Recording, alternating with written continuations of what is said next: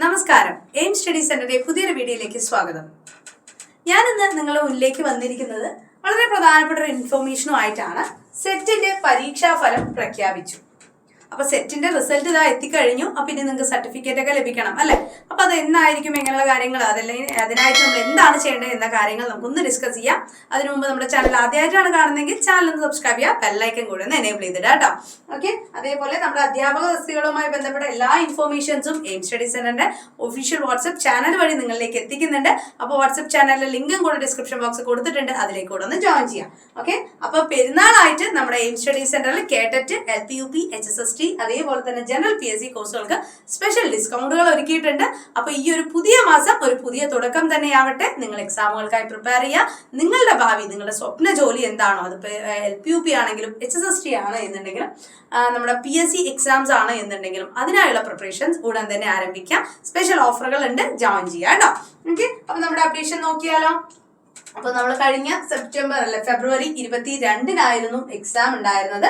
അപ്പൊ state eligibility ടെസ്റ്റിന്റെ result www.kerala.gov.in അഥവാ www.prd.kerala.gov.in ibscenter.kerala.gov.in എന്ന വെബ്സൈറ്റുകളിൽ ഇപ്പോൾ ലഭ്യമാണ്. 20,284 ആളുകളാണ് പരീക്ഷ എഴുതിയത്. അതിൽ 3,163 പേര് മാത്രമാണ് ജയിച്ചിട്ടുള്ളത്. അപ്പോൾ ഈ ഒരു റിസൾട്ട് എന്ന് പറയുമ്പോൾ നിങ്ങൾ തന്നെ ആലോചിച്ചാൽ അറിയാം, ഒരു 15.59% മാത്രമാണ് വിജയം ലഭിച്ചിട്ടുള്ളത്. അപ്പൊ അവരുടെ സർട്ടിഫിക്കറ്റ് ലഭിക്കാനുള്ള അപേക്ഷാ ഫോം LBSന്റെ വെബ്സൈറ്റിൽ അവൈലബിൾ ആണ്.